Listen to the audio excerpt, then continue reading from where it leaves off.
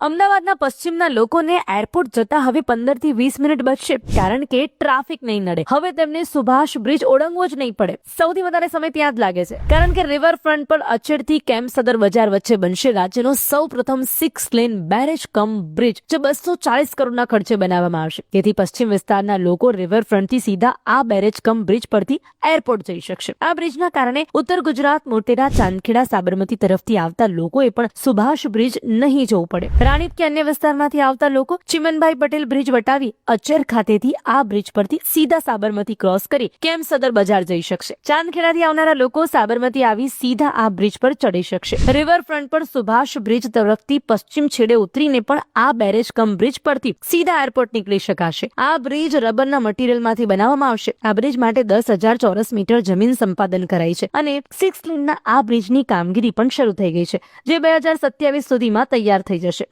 અને પછી પશ્ચિમના લોકોને એરપોર્ટ જવા મળશે 3 અલગ અલગ રસ્તાઓના ઓપ્શન, એ પણ શોર્ટકટ.